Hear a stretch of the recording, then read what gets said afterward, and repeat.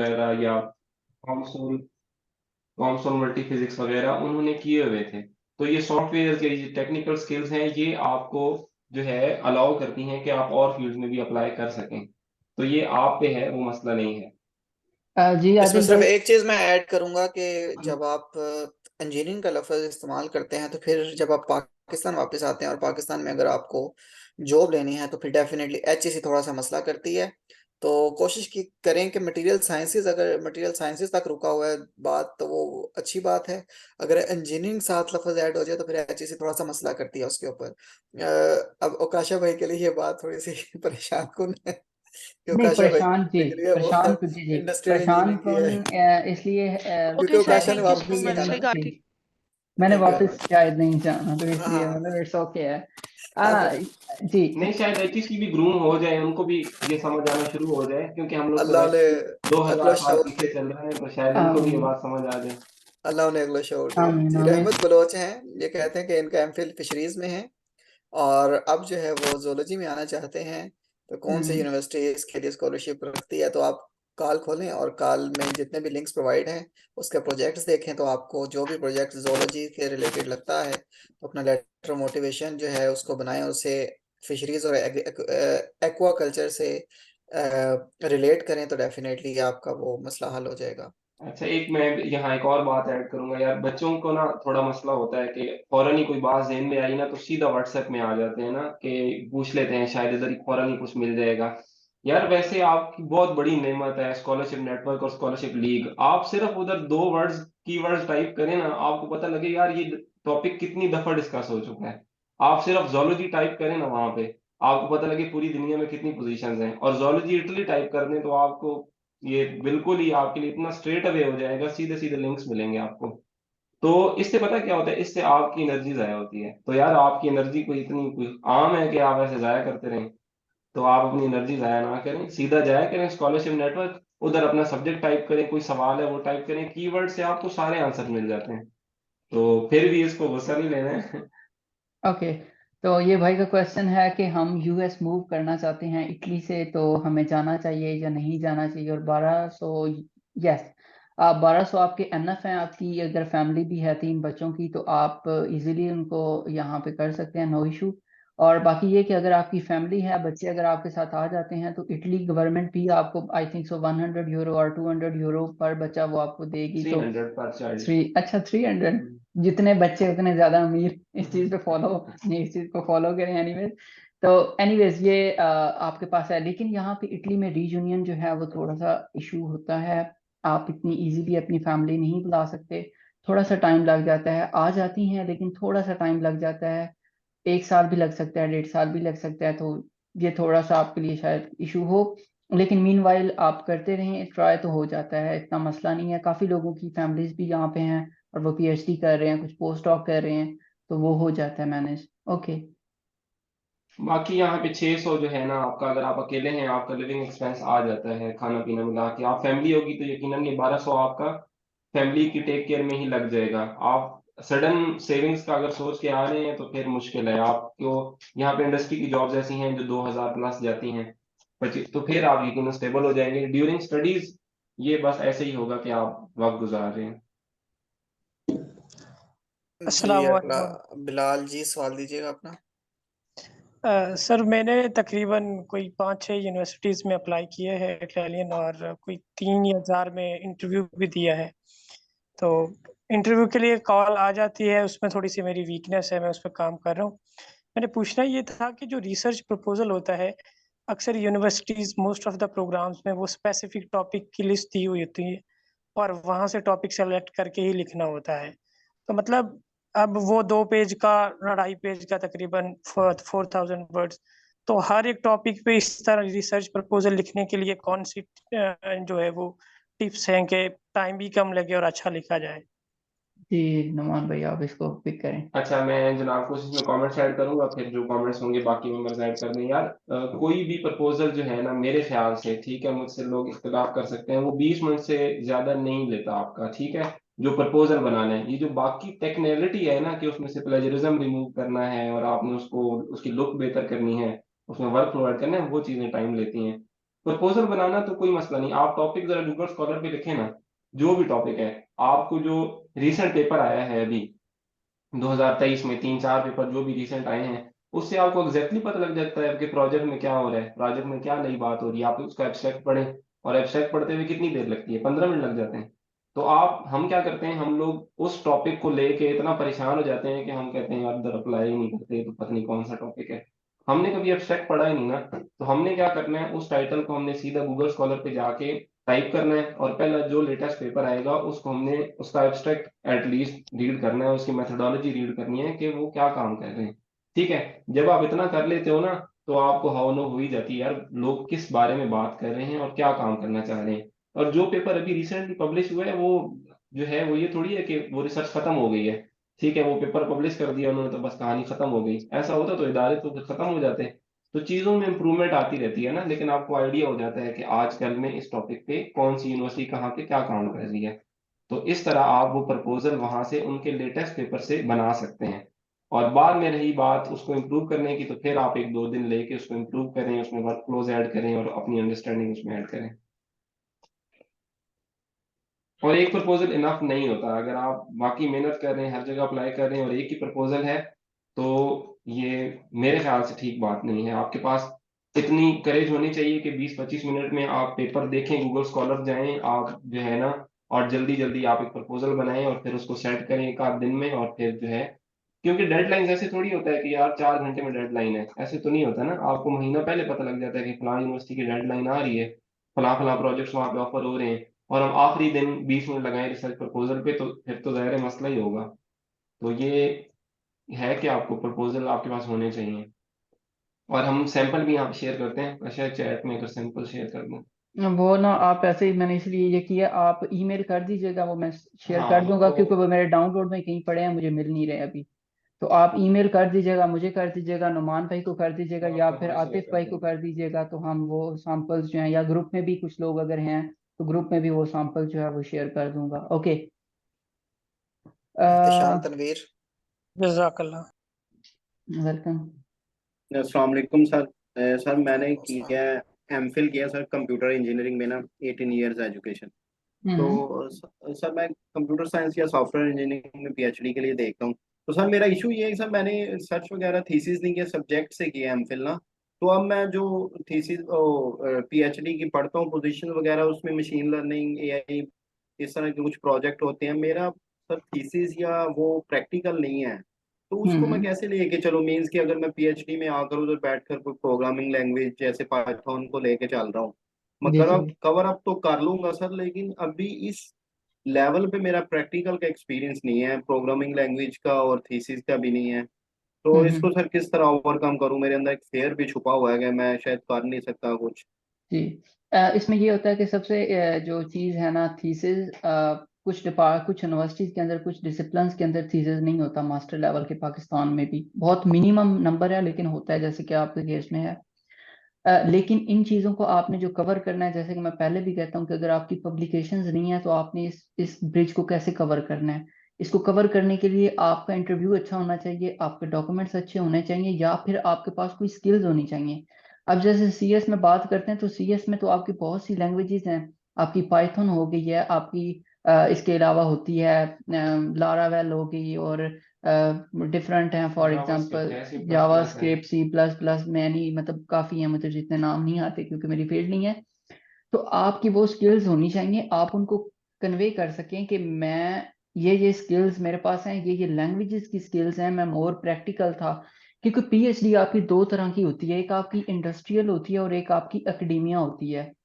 तो जो आपका जो फॉल ज्यादा कर रहा है, वो मेरे ख्याल में इंडस्ट्री की तरफ ज्यादा कर रहा है, मोर प्रैक्टिकल। तो आपने अपने जो थीसिस वाला ब्रिज है उसको कवर अप करने के लिए आपने अपनी स्किल्स को इम्प्रूव करना है। अभी से स्टार्ट ले लें, 3-4 महीने आपके लग जाएंगे, 6 महीने लग जाएंगे, लेकिन आप मीनवाइल करेंगे तो हो जाएगा। लेकिन अगर कुछ स्टार्टअप नहीं लेंगे तो फिर ऑब्वियसली नहीं होगा, फिर आप हमेशा यही इसी कॉम्प्लेक्स में रहेंगे कि मेरा मास्टर में थीसिस नहीं था तो मैं नहीं कर सकता अप्लाई, या मैं नहीं कर पाऊंगा। तो ऑब्वियसली आप नहीं कर पाएंगे। जब आपकी खुद की होगी कि यार मेरा कुछ नहीं है, वो था जो था, वक्त गुजर गया, अब मैं स्किल्स को कवर अप करके तो मैनेज कर लूंगा, तो आप हो जाएंगे। तो आप इन स्किल्स के सेंस में आप इसको कवर कर लें।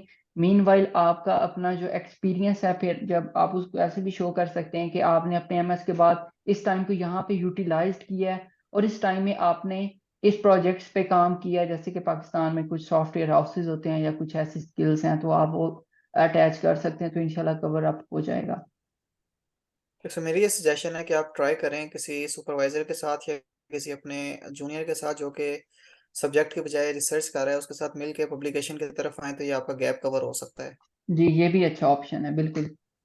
मीनवाइल ये कोई रीजन नहीं है यार कि आप अप्लाई ना करें। ठीक है, यहाँ पे इतनी चीजें वेरिएंट हैं कि आप अंदाजा ऐसे भी होता है कि आप एक जगह अप्लाई करते हैं और आपके मुकाबले में स्टूडेंट ही नहीं है, तो आपका तो पोजीशन आपका इंतजार कर रही है, आप अप्लाई करेंगे, आप सिलेक्ट हो जाएंगे। ऐसी ऐसी चीजें अवेलेबल हैं। दूसरी ये बात है कि यार आप अप्लाई नहीं करेंगे तो फिर तो जाहिर सिलेक्शन नहीं होगा। आप लाजमी अप्लाई करें, और कई जगहों पे रिसर्च एक्टिविटी पूछते ही नहीं है कि पास्ट में आप क्या करके आए हो ना, वो आपसे ये हम्म। पूछते हैं आप क्या करोगे आप। तो आपने वो उनको बताना है कि हाँ जी मैं विलिंग हूँ और मैं ये काम करूंगा, और अभी तक जो मैंने सब्जेक्ट्स पढ़े हैं और वो उनका मुझे नॉलेज है, और हर नई चीज सीखने के लिए मैं अवेलेबल हूँ। प्रोजेक्ट्स थोड़ा बहुत आप पढ़ लीजिएगा जो उन्होंने अनाउंस किया हुआ, अगर किया हुआ है तो, लेकिन आप देखो, अप्लाई बात लाजमी करें। बात फिर वही आ गई, आपने खुद को बेचना है। तो अगर आप बेचते हुए आप खुद को डरेंगे और खुद के जहन में आपके अंदर नेगेटिविटी है कि मैं कर ही नहीं सकता, compete ही नहीं कर सकता, तो फिर डेफिनेटली आप compete नहीं करेंगे और आप नीचे फाल कर रहे होंगे। तो अगर आपने compete करना है तो सबसे पहले अपने जहन से ये जितनी भी नेगेटिविटीज़ हैं वो काइंडली दूर करें। देखें, नुमान बैठे हुए हैं, अकाशा बैठे हुए हैं, मैं बैठा हुआ हूँ। हम भी उन्हीं जहनों में हैं, हम भी उसी सर्कल में पढ़ के आए हुए हैं, उसी सिस्टम से निकल के आए हुए हैं। तो जब हम लोग आ सकते हैं तो आप लोग क्यों नहीं आ सकते? तो बिल्कुल। अपने आप को इस जो दायरा बनाया हुआ है अपने इर्द गिर्द आपने, कि आप ये ऐसा नहीं कर सकते, इस दायरे से बाहर निकलें। और अगर कोई लोग ऐसे हैं जो आपको ये बात बावर कराते हैं कि आप नहीं कर सकते, आप सबसे पहले उन लोगों को छोड़ दें। मैं सिंपली ये कहूँगा। बिल्कुल, जो लोग आपकी पॉजिटिव एनर्जी को पॉलिश कर रहे हैं उस हाँ एनवायरनमेंट में रहें, और एनवायरनमेंट बड़ा इंपॉर्टेंट होता है। आप एक ऐसे एनवायरनमेंट में रह रहे हैं जहाँ कोई भी नहीं पढ़ रहा है, तो फिर आप नहीं पढ़ सकोगे। और आप ऐसे एनवायरनमेंट में रह रहे हो कि जहाँ लोग आपको पुश कर रहे हैं, तो यकीनन आप कहीं ना कहीं मूव कर रहे हो, आप कहीं पहुंच जाओगे इंशाल्लाह। जी, मुदस्सिर अपना सवाल दीजिएगा। अस्सलाम वालेकुम सर। जी, वालेकुम अस्सलाम। अच्छा सर, ऐसे है कि रिसेंटली मैं कल की मीटिंग नहीं ज्वाइन कर पाया, लेकिन मुझे ये पूछना था कि आपने एक तो पोलैंड की कुछ पोस्ट की थी ग्रुप में, और ताइवान की जो स्कॉलरशिप्स हैं, तो पोलैंड में जो है वो हमें क्या पहले अपने सुपरवाइजर ढूंढ के उनसे कांटेक्ट करना पड़ेगा, या हम डायरेक्ट यूनिवर्सिटी के पास जाएंगे जैसे इटली में होता है? और ताइवान का भी ये थोड़ा सा ओवर भी मुझे दे दीजिएगा। Thank you. देखें, जो पोलैंड के अंदर 3 किस्म की स्कॉलरशिप्स होती हैं। एक तो है वारसा फॉर पीएचडी प्रोग्राम। उसमें आपने सिर्फ प्रोजेक्ट पे अप्लाई करना है, वहाँ पे कोई भी सुपरवाइजर को आपने मतलब कह लें ना मेल करनी है ना एक्सेप्टेंस लेनी है। डिस्कशन हो जाए वो अलग बात है, लेकिन एक्सेप्टेंस लाजमी नहीं है वारसा फॉर पीएचडी में। उसके अलावा जितने भी प्रोग्राम्स हैं पीएचडी के पोलैंड में, उसमें आपको प्रोफेसर का जो एक्सेप्टेंस है वो हर हाल में लेना है। तो उसके लिए आप उसको ईमेल पहले से करेंगे, उसके साथ इंटरव्यू कंडक्ट करेंगे, आप अपने प्रपोजल को डिस्कस करेंगे, तो फिर जाके आप उसमें अप्लाई कर सकेंगे। और ये जितनी भी फाइल्स हैं पोलैंड की, हम लोगों ने कल ग्रुप में अपलोड कर दी हुई हैं। तो आपको किसी भी किस्म की कोई कंफ्यूजन हो तो उस लिंक को खोलें। लिंक पढ़ के आपको कोई चीज़ कंफ्यूज करते हैं, उसका स्क्रीनशॉट लेके ग्रुप में पोस्ट कर दें या किसी भी एडमिन को डीएम कर दें, तो इंशाल्लाह हम लोग आपको रिस्पॉन्ड कर देंगे। और सेकंड सर, ताइवान का भी बताइएगा कि उसकी जो आपने पोस्ट की। जी, ताइवान में भी आपको चाहिए होता है, मोस्ट ऑफ द केसेस आपको सुपरवाइजर का एक्सेप्टेंस चाहिए होता है। ये वेरी करेगा, definitely university to university vary करेगा, और PhD hmm. Programme to PhD programme vary करेगा। और तो जो पाकिस्तान भी चीज़, में, जी, पाकिस्तान में ताइवान की शायद एम्बेसी भी नहीं है, तो आपको वीज़ा एम्बेसी भी नहीं है, तो प्रोसेसिंग आपको के वीज़ा के लिए लिए आपको दुबई थोड़ी आना सी पड़ेगा, डिफिकल्टीज दुबई में ऑब्वियसली या आपको टर्की, जाना दुबई या पड़ेगा। टर्की आना पड़ता है आपको। जी, तो ये भी माइंड में रखिएगा चीज़। ओके। ठीक सर। और इसमें सर एक चीज ये थी कि अभी इससे पहले एक तो अभी जैसे आपने वेरिएंट 8 में मेंशन किया हुआ है कि काफी ज्यादा यूनिवर्सिटीज की जो डेडलाइन है वो मोस्टली अगस्त में है, या कोई 5-7 और होंगी जिनकी सितंबर में है, या कोई एक आध जो नवंबर में जा रही है। ठीक है, तो इससे पहले जो कैलिब्रिया की मैंने देखा था कि जो आई थिंक सो अप्रैल में आई थी, या उससे मतलब कि उन मंथ्स में आई थी, अप्रैल मई जून में। तो क्या ये मतलब कि बाद में सीट्स जो हैं वो कम होती जाती हैं, पहले कंपटीशन कम होता है बाद में बढ़ जाता है, क्या ऐसा भी कोई सीन होता है? जी, इसका आंसर ये है कि एक जो सुपरवाइजर होता है, फॉर एग्जांपल मेरे सुपरवाइजर के पास आज से 1 माह पहले, सॉरी, उनके पास 2 पोस्ट डॉक्टर पोजीशन थी क्योंकि उनके प्रोजेक्ट एक विन किया था। इससे 3 माह पहले उनके पास जर्मनी के अंदर एक प्रोजेक्ट था पोस्ट डॉक के लिए, और मीनवाइल उनके पास जब मैं आया था पीएचडी का पोजीशन थी, एक पीएचडी का एक उनके पास एक प्रोजेक्ट की पोजीशन थी, एक फंडिंग थी उनके पास। तो सुपरवाइजर्स के पास यूरोप में जो होता है कि वो रिन्यू होते रहते हैं, उनके पास वो प्रोजेक्ट्स विन करते रहते हैं और उनके पास स्पेस बनती जाती है लैब्स में। दूसरा ये केस होता है कि अगर आपने किसी भी यूनिवर्सिटी में अप्लाई करना है और वहाँ पे 10 सीटें हैं, और वो जिन लोगों को सिलेक्ट करते हैं वो 10 में से अगर 8 लोग एडमिशन लेते हैं, 2 नहीं देते, तो आपके सम टाइम वो ये करते हैं कि जो उस लिस्ट में नेक्स्ट आ रहे होते हैं उनको वो ईमेल करके उनकी विलिंगनेस पूछते हैं कि अगर आप इंटरेस्टेड हैं इस पोजीशन को ज्वाइन करने में तो आप वेलकम। लेकिन अगर कुछ लोग, जैसे कि हमने भी काफी केसेस में किया था कि हम उनको रिजेक्ट कर देते थे, नहीं हमने इस फील्ड में नहीं आना, या हमें ये रिसर्च पसंद नहीं है, तो फिर आपकी वो जो पोजीशन होती है वो खाली पड़ी रहती है। लास्ट ईयर पादोवा यूनिवर्सिटी के अंदर एक पोजीशन ऐसी थी जो पूरे साल फ्री पड़ी रही है। उस प्रोजेक्ट के लिए उन्होंने डिफरेंट स्टूडेंट्स को जब कांटेक्ट किया तो उन्होंने यही बोला कि हम इस पे इंटरेस्टेड नहीं है। तो कुछ ऐसी पोजीशंस होती हैं जो स्पेस बच जाती है और उसकी तो वो अनाउंस होती हैं, री अनाउंस होती हैं।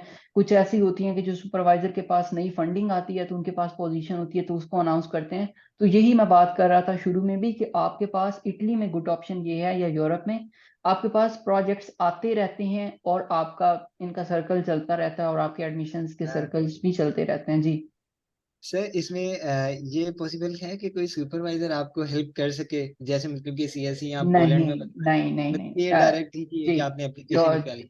यूरोप में बहुत सी 90% आपकी पोजीशंस जो होती हैं ये यूरोक्सिस पे अपलोड करते हैं, वहाँ पे अनाउंसमेंट्स होती हैं। यूरोक्सिस एक बहुत बड़ा प्लेटफॉर्म है यूरोप के अंदर।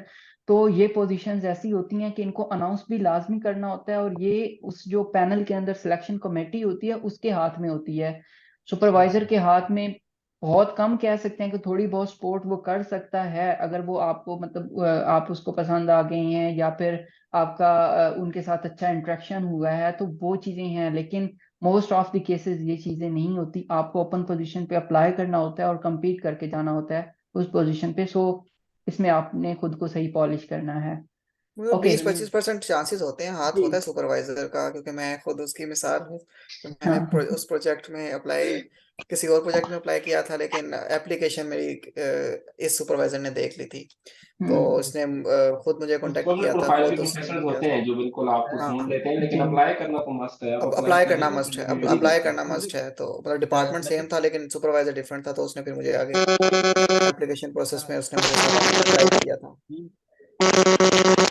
ओके इमरान ताज, अपना माइक ऑफ कीजिएगा sir, kindly. How to get PhD in UK. अच्छा, यूके में ये होता है कि यूके में पोजीशंस जो होती हैं ना वो पार्शली फंडेड होती हैं, कुछ वो सेल्फ बेस्ड होती हैं। तो मैं यूके को प्रेफर नहीं करने वाला किसी भी पर्सन को, क्योंकि यूके में बहुत खर्चा है, बहुत पैसे चाहिए। आपको ब्लॉक स्टेटमेंट देनी होगी उनके बैंक में, मतलब कोई आजकल के रेट में पाकिस्तानी को 30-40 लाख रुपए होगा। तो आई थिंक सो आपको नहीं जाना चाहिए। यूके दूसरा, जाना है तो आप मास्टर के लिए जाएं, पीएचडी के लिए मैं नहीं आइल्स रिकमेंड करूँ। मैंडेटरी है और भी जी कम्प्लेक्सिटीज हैं उनकी, इतने आसानी से वीजा नहीं लगता। इन दी एंड आपको फिर स्पॉन्सरशिप चाहिए, आपको पैसे शो कराने हैं, किसी भी वजह से आपका वीजा रिजेक्ट हो जाता है तो फिर आपकी सारी एनर्जी जाया हो जाती है। सर लास्ट क्वेश्चन बस ये था कि जैसे हमारे सीनियर्स आप लोग ऑलरेडी वहाँ पे बैठे हैं, तो अगर जैसे आप आतिफ भाई बता रहे हैं कि आपके सुपरवाइजर ने आपको सपोर्ट किया, तो अगर ऐसा कोई मेरा सीनियर मेरी फील्ड में वहाँ पे ऑलरेडी इटली में हो, तो क्या उनसे हेल्प ली जा सकती है कि वो अगर अपने सुपरवाइजर से या जी, इसमें ये है कि ये मैं उसकी मिसाल बैठा हूँ कि मेरे एक प्रोफेसर थे बीआईटी चाइना से, बहुत अच्छा उनके साथ मेरा लिंक था। तो मैंने इस साल किसी को उनके साथ रेफर किया था उनका एडमिशन सिक्योर करवाने में। उन्होंने एक्सेप्ट भी किया था, और उन्होंने उसको एडमिशन के लिए मतलब कह दिया था कि okay you are welcome to come, but अल्लाह ताला उन पे अपना खास रहमत फरमाए, मेरे जो खास लिंक वाले थे, तो उन्होंने उस अपॉर्चुनिटी को जाने दिया। तो अब मैं उन प्रोफेसर के साथ मतलब उनको फेस करने के लायक भी नहीं हूँ, मैं उनसे कांटेक्ट हाँ नहीं बिल्कुल कर ये रहा था, गलत मेरा एक चीज अच्छा है। रिलेशन था। सो हाँ मैं ऑब्वियसली, मेरा भाई भी होगा तो मैं भी उसके लिए नहीं कहूंगा कि यार ये बंदा है। ऑब्वियसली मैं रिकमेंड जरूर करूंगा, लेकिन उस सेंस में सपोर्ट नहीं करूंगा कि एडमिशन लाजमी चाहिए। और यहाँ पे हाँ बहुत से केसेस में ऐसा होता है कि हम कर सकते हैं, लेकिन आई थिंक सो कोई भी यहाँ पे किसी पे भी ट्रस्ट नहीं करेगा। तो एक स्ट्रेट फॉरवर्ड और ये आप ये समझे प्रोफेशनली कि आंसर ये है जी। ऑप्शन है भी मीन्स नहीं, आप यही मीन्स समझे हमारे क्योंकि पास नहीं, मेरा यही क्वेश्चन था, एक्सक्यूज मी आपने सर। पहले आंसर कर दिया। मैं यही कहने लगा था कि सर मतलब कि अगर हमारे पास ऑप्शन हो तो हो सकता है, जी अगर जी बिल्कुल जो पॉसिबिलिटी होती है, लेकिन ऐसा विलिंग पर्सन होगा है वो नहीं। ट्रस्टेड हो। बिल्कुल। जी चांसेस हैं, ट्राई किया जा सकता है। चांसेस जी बिल्कुल जी ऐसे सर, लोग कैन आए आई हैं आस्क अ यहाँ पे, क्वेश्चन? लेकिन बाकी सर मुझे इंतजार रहेगा कि आप फेब मार्च में कब जो है वो अगले इनटेक की करते हैं, क्योंकि अभी मेरी डिग्री यहाँ पे कंटिन्यू है वो, जो कि दिसंबर में खत्म हो जाएगी। तो मेरा यही है कि मैं उससे पहले अपनी सारी इन्फॉर्मेशन जी मेरे पास हो। इंशाल्लाह। नहीं, आप ताकि इंशाल्लाह। होके भी अप्रैल अप्लाई में कर सकते हैं, आप डॉक्यूमेंट्स का वेट ना करें। आप, ये लोग आपको टाइम देते हैं डिग्रीज देने का, आप सेवन सर सेमेस्टर की उसमें बेस पे अभी अप्लाई कर अभी सकते हैं। अभी अभी सर जो नहीं सर, मुझे पीएचडी के लिए करना है। अभी जितनी भी मैंने कॉल्स देखी उनमें यही मेंशन है कि 30 अक्टूबर से पहले आपको डिग्री सबमिट करवानी है। हाँ जी जी, तो जी वो चीज जी 30 अक्टूबर लाजमी से है। पहले मेरी नहीं आएगी, क्योंकि मेरा जो वाइवा है या हाँ जी, दूसरी आप फिर अगले साइकिल में 40th जी साइकिल में आप अप्लाई करें, हाँ 30 जी 39 साइकिल में आप एप्लीकेबल नहीं होंगे। या ये लेकिन हो सकता है कि इसमें 39 जी साइकिल की जितनी भी एडिशनल कॉल्स होंगी उसमें अगर दो नवंबर तीन महीने का दिसंबर आपको की। टाइम मिला हुआ है, हाँ नवंबर दिसंबर वाली जो कॉल्स हम्म, आएंगी तो उनमें फिर आप देख लीजिएगा, अगर उन्होंने 2-3 महीने दिए बस हैं जी तो सर, उधर बस अप्लाई कर सकते इंशाल्लाह हैं। अप्रैल मार्च अप्रैल में जो जहाँ से स्टार्ट होगा ना कैलिब्रिया से, मेरे जी जी हिसाब मेरे इल्म में वो है, लेकिन मुझे आप लोगों की तरफ से इंतजार रहेगा। जी जी, इंशाल्लाह इंशाल्लाह बिल्कुल। जरूर। Next thank question you sir, please. Thank you. जी वेलकम वेलकम। जी, excuse Sajeel excuse me Sajeel sir. Khan है जी, सजील खान का जो है वो मेरा ख्याल सवाल है कोई, सजील सर खान। रासिफ खान। चलें पहले अगला भी है, लारा सब खान जी, आप अपना सवाल दे दें। सर देखें, मैंने ऑलरेडी एमफिल किया हुआ है और मेरे पास 4 ईयर टीचिंग एक्सपीरियंस है यूनिवर्सिटी का, विद हम्म। विद 8 और 9 पब्लिकेशन। जी और जी। जो यूनिवर्सिटी जो अपना वो देती है एक कॉल का, वो जो पूरा उनका इंट्रोडक्शन होता है, मैं अपना जो प्रोजेक्ट होता है according to the instructions given by the university में उसके अकॉर्डिंग बनाता हूँ। और मेरी मेरे भी आप में ये समझता हूँ कि ये बेस्ट मेरा जो रिसर्च प्रपोजल है वो है। बट अनफॉर्चुनेटली जो एवोल्यूएशन होती है मेरे मुझसे वो क्लियर नहीं होती। अब मुझे ये समझ नहीं आ रही कि मेरा एकेडमिक जो रिकॉर्ड है वो भी अच्छा है, मेरी पब्लिकेशंस भी हैं, मेरे पास टीचिंग एक्सपीरियंस भी है, मेरा जो फील्ड है वो बायोलॉजिकल साइंसेज है। कितनी अब जगह मैं उस अप्लाई चीज़ किया को आपने? आइडेंटिफाई नहीं कर पा रहा कि सॉरी। आप कितनी अपने जगह अप्लाई डॉक्यूमेंट्स किया आपने? असेसमेंट के लिए भेज दें, हमारी टीम को, हम डॉक्यूमेंट्स पे असेस कर लेते हैं ठीक आपके। और उसके अलावा जो रिसर्च ठीक प्रपोजल अब है ये किसी अपने सुपरवाइजर से अगर आप असेस करवाएं, क्योंकि हम मटेरियल साइंसेज के लोग हैं तो हम फिर उस सर मैं तरीके से विद द फीडबैक हेल्प में दे सकते हैं आपको। मैं with the help of associate professor ही अपना प्रपोजल बनाता हूँ। अब हम्म सेम हम्म। ट्रेड मेरी मिसेज के साथ भी है, वो बैचलर की गोल्ड मेडलिस्ट हैं, एमफिल की गोल्ड मेडलिस्ट हैं, उनके भी 6-7 पब्लिकेशंस हैं। लेकिन जो मेन इशू आ रहा है कि हमें ये आइडेंटिफाई नहीं हो रहा कि हमसे कहाँ पे वो आप लोग लूप होल है, ये कहाँ अपने आप को बेचने में आप थोड़ी सी कमी डॉक्यूमेंट्स आ के रही है। मसले होंगे। आप डॉक्यूमेंट्स ये भेजें, मैं जी हम डॉक्यूमेंट्स आप असेस करते हैं आपके। आप डॉक्यूमेंट सेंड ये जो कीजिएगा, इंशाल्लाह उसको मैनेज करवाते हैं। बाकी एक तो एक चीज एक भी बता दीजिएगा कि आपने किन किन यूनिवर्सिटीज में अप्लाई किया, ये थोड़ा सा इंपॉर्टेंट क्वेश्चन है। कौन अभी कौन सी देखें यूनिवर्सिटी से आपको रिजेक्शन हुई है जी? जिस तरह ये कैलिबरा था वहां से हुआ। अभी हम्म ये जो कैमरीनो है यहाँ पर किया हुआ है। तो 1-2 यूनिवर्सिटीज और है, मैंने वहां पर भी अप्लाई किया हुआ है। लेकिन मैं जो प्रपोजल बनाता हूँ मैं proposal according to the instructions बनाता हूँ। और वो मैं कोई वो उसमें फर्क जो नहीं है उससे। वो जो जी। उसमें नोबल होता है ना कि या कोई ना कोई नई नई इन्वेंशन या कोई ना कोई नया पॉइंट होना जरूरी है। लेकिन उसके हम्म। बाद भी रिजल्ट यही आता है कि एट एंड जब एवोल्यूशन की लिस्ट नहीं नहीं, मैं लगती है तो आपको बंदा वहां बताता हूँ से। जी, होता ये है जी कि जी मैं आज अप्लाई करूँ ना आपके साथ, हो सकता है मुझे 4 जगह से रिजेक्शन आ जाए, ठीक है, हालांकि जी पोजीशन विन की हुई है। होता ये है जी कि यहाँ पे बहुत सारी चीजें सब्जेक्टिव है, मैंने आपको बताया ना। ऐसा भी हो सकता है आप बिना मुकाबला विन कर लें, ऐसा हो सकता है कोई और डिपार्टमेंट का टीचर देख ले आपको, ऐसा भी हो सकता है जो हम्म एवेलुएशन टीम है ना उन्होंने अपने सारे एमएस के लोग ऑलरेडी सिलेक्ट किए हुए हैं।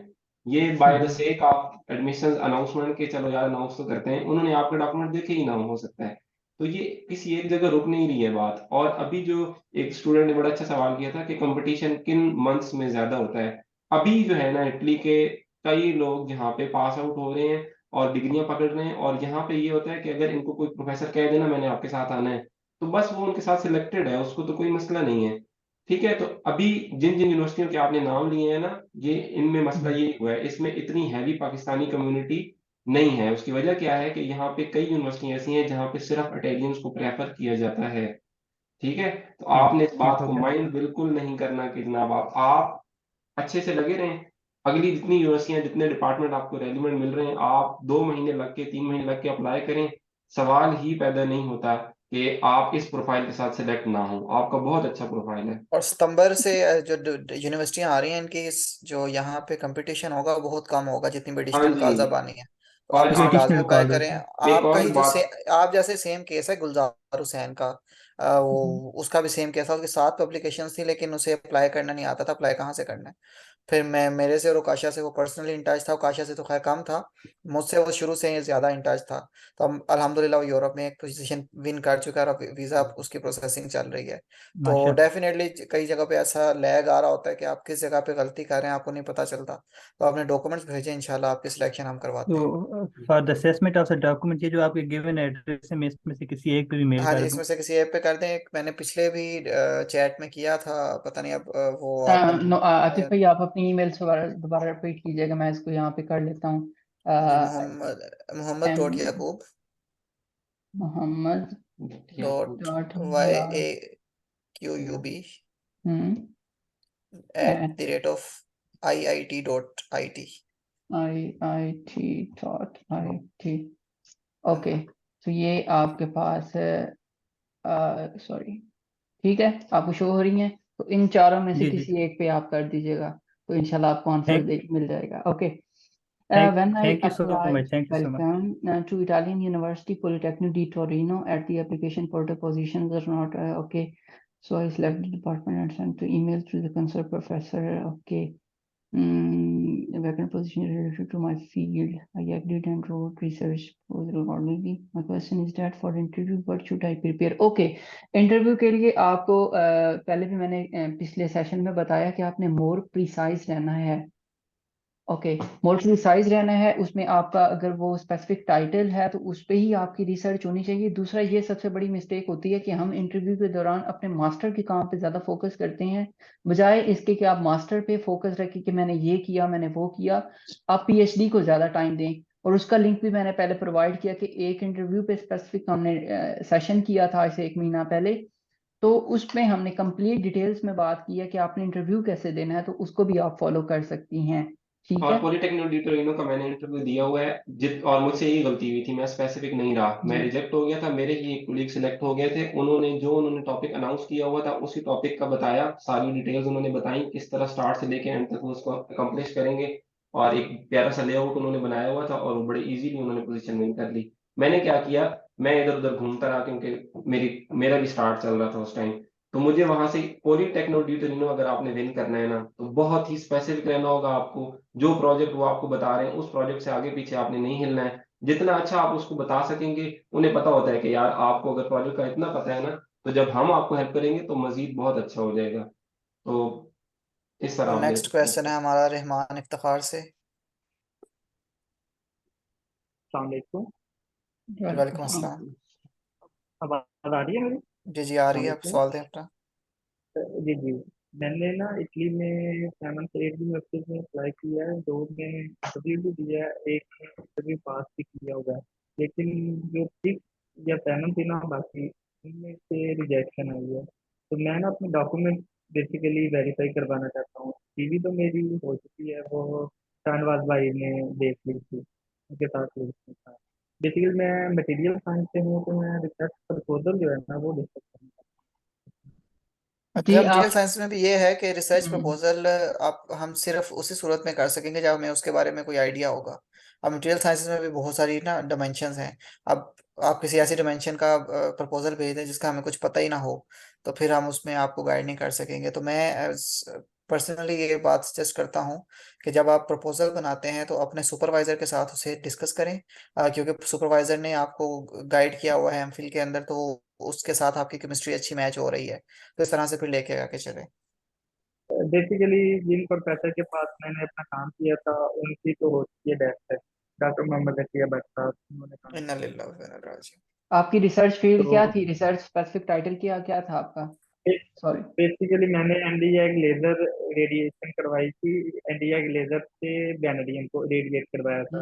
अब जो मैं लिख रहा हूँ वो थिन फिल्म पर लिख रहा हूँ, pulse laser deposit, sorry sorry, laser से रिपीट रिलेटेड। कीजिएगा। बल्क अच्छा बल्क लेयर डिपॉजिट में आ रहे हैं ना, अच्छा। Bulk okay materials okay. में आ रहे हैं ये। हम्म। तो बल्क मटेरियल में मेरा नहीं ख्याल लेजर हमारी किसी की भी हमारे जी हम स्पेशलाइजेशन है, अभी तीनों जो भी बैठे हुए हैं। नहीं, मैंने तो बैचलर्स में भी नहीं, ये नहीं पढ़ा था, लेकिन ये कि हम्म। नहीं, प्रपोजल मैंने आप इम्प्रूव बेसिकली कर ये सकते हैं यार। आप जो है ना इस प्रोजेक्ट में। किसी और प्रोफेसर से बात कर लें जो कि इस फील्ड में काम कर रहा हो, तो वो ज्यादा बेहतर गाइड करेगा हमसे। जी जी, मैं इम्प्रूवमेंट तो लाता हूँ, मतलब वो चेंज भी कर रहा हूँ, अब काफी चीजें चेंज की थी उससे सेट करके। तो बाकी मैं चाह रहा हूँ कि एक दफा फॉर्मेट डिस्कस कर लिया जाए ना, तो वो पढ़ के कुछ ना कुछ जी जी, आइडिया आप दे वर्क सकता फ्लो है कि ऐड करें, उसके अंदर वर्क फ्लोज ऐड करें, आप थोड़ा पिक्टोरियल बनाएं उसको, आप उसको ठीक मेथोडोलॉजी है। को ये जरा मुझे, क्लियर करें। जी जी, ये रिसेंटली मुझे किसी ने सजेशन दी थी, वो मैंने डिस्कस किया था, वो चेक रिपब्लिक में उनका एडमिशन हुआ था, तो उन्होंने मुझे प्रपोजल देके उन्होंने कहा कि आप मेथोडोलॉजी में इतना लिखे ना, आप पिक्टोरियल बनाए इसको तो इफेक्टिव होगा। अब फिर मैंने उसको चेंज किया थोड़ा सही। जी, नेक्स्ट क्वेश्चन। सा।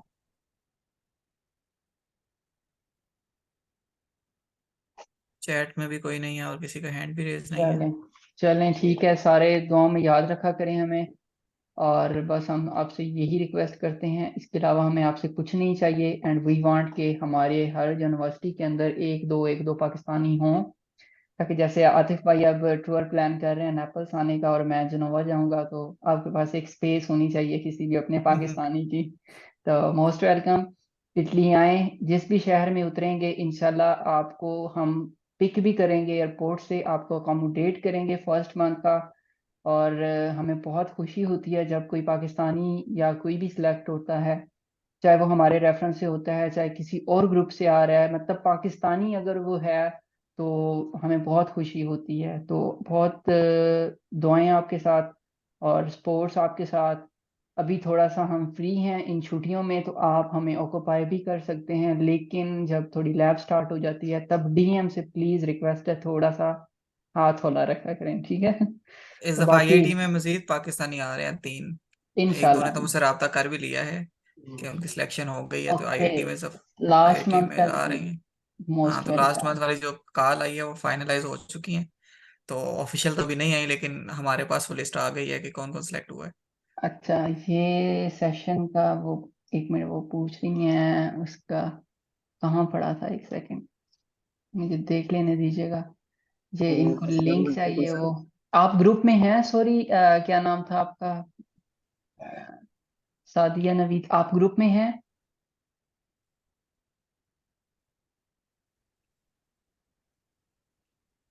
मैं भेजता हूँ चैट के अंदर ना, ग्रुप का जो लिंक है मैं कॉपी हाँ, करके ग्रुप पेस्ट का कर लिंक देता भी हूँ। भेज दें, और ये मैं उनको सेशन का लिंक भी फॉरवर्ड कर रहा हूँ, ठीक है।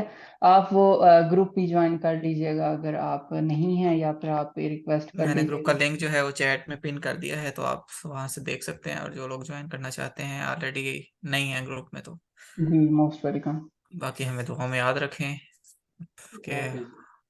हमें यहाँ पे आके बहुत सारी चीजें जो है वो मिस होती हैं पाकिस्तान की। मैं तो स्पेशली बाकी यार आम बड़े मिस कर रहा हूँ। हम्म, और मैं आप लोग को ये बताना चाहूंगा यार, ये इतनी बड़ी नेमत है ना, शायद हम लोग इसको इग्नोर कर रहे हैं। ये बहुत बड़ी नेमत है। मैं अपना बताता हूँ, एक पूरा साल लगा, मुझे पता ही नहीं था रिसर्च प्रपोजल कैसे बनाते हैं, और मेरा जो है ना, मुझे उम्मीद भी हट गई थी कि मैं आगे कभी पढ़ सकता हूँ। तो डॉक्टर जुनेद साहब कहते हैं कि एक दफा मैं अपने दोस्त के साथ जो है ना अपने पीएचडी प्रोफेसर के पास गया, और मैंने पूछा कि सर मुझे पीएचडी करनी चाहिए। तो प्रोफेसर ने कहा नहीं, आपको पीएचडी नहीं करनी चाहिए। डॉक्टर साहब बड़े परेशान हुए, घर आ गए कि यार मुझे प्रोफेसर ने कहा है आपको पीएचडी नहीं करनी चाहिए। बाद में डॉक्टर जुनैद साहब बताते हैं कि उन्होंने जो है अप्लाई किया, वो खुद शौकीन थे, तो उन्होंने जनाब विन कर ली पोजीशन। फिर प्रोफेसर के पास गया और बताया कि मैं तो पीएचडी करने लगा हूँ, और आपने मुझे ऐसे कहा था कि तुम्हें नहीं करनी चाहिए। कहता है यार, अगर इंसान को खुद ही नहीं पता ना उसने क्या करना है, तो मेरे कह देने से कोई फर्क नहीं पड़ता है, ठीक है। हम्म। तो आपको कोई भी कुछ कहता रहे, आप अगर खुद मोटिवेटेड नहीं है ना, तो कोई कुछ नहीं कर सकता है। और दूसरी बात यह है कि मेरे जैसे स्टूडेंट को जिसको पूरा साल लगा रिसर्च प्रपोजल बनाने में, वो अभी आपको कह रहे हैं यार 20 मिनट में रिसर्च प्रपोजल बन जाता होता है, ठीक है। जब आप धक्के खाते हैं ना, तो आप पहुंच भी जाते हैं। जब आपने इरादा कर लिया है ना, तो फिर आपको ये होना चाहिए कि यार कोई अपॉर्चुनिटी, कोई डिपार्टमेंट आपकी नजर से ना मिस नहीं होना चाहिए, ठीक है, क्योंकि आपका इरादा हो और चुका है। रिजेक्शन से नहीं डरना। और ठीक है, जैसे रिजेक्शन हमारे से क्यों खान साहब डरना फरमाया यार, करते थे कि सबसे पहले आपने घबराना नहीं है, और इस बिल्कुल। बात का यकीन रखें कि जो रात आपकी यूरोप और फिरदौस में है वो पाकिस्तान में नहीं है। तो इस मोटिवेशन को लेकर चलते रहे, इंशाल्लाह अल्लाह ओके, ताला भी आसानी इंशाल्लाह। करेंगे। आमीन आयशा आमीन। सर का कोई सवाल है? अरे हैंड रेस अस्सलाम किया हुआ है। जी वालेकुम अस्सलाम, जल्दी से पूछ लें, मेरा टाइम थोड़ा रह गया है। जी जी पूछे सवाल। First of all thank you so much for valuable discussion. अल्लाह पाक आपको अजर दें। और मेरा आमीन क्वेश्चन जी। ये था कि कुछ कॉल्स में जो है वो जैसे आपने बताया कि टॉपिक्स ऑलरेडी मेंशन होते हैं, तो हमने उस टॉपिक के ऊपर अगर प्रपोजल बनाना है तो एज इट इज उस टॉपिक पर रखें या उस टॉपिक में हम कुछ चेंजेस कर सकते हैं? बेहतर यही है कि जो कॉल के अंदर मेंशन है उसी को लेके चलें। खुद चेंज करेंगे तो ज़्यादा कह लें कि रेकमेंडेड नहीं है। अच्छा, एक एक चीज और, कुछ टॉपिक्स ऐसे होते हैं जिसमें उन्होंने उसके अगेंस्ट नंबर बताया होता है कि इतनी सीट्स हैं, लाइक 3 सीट्स हैं, 4 सीट्स हैं।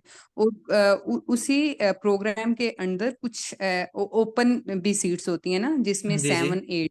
तो जी आपकी जी। क्या रिकमेंडेशन है कि हमें सिर्फ टॉपिक स्पेसिफिक जाना चाहिए, या अगर इस तरह की ऑप्शन हो तो हमें सिर्फ जो जनरल सीट्स हैं उनकी तरफ जाना चाहिए? मैं तो सजेस्ट करूंगा दोनों जाएं, और अगर आपने फीस वाली हैं तो फिर आप ओपन पे जाएं।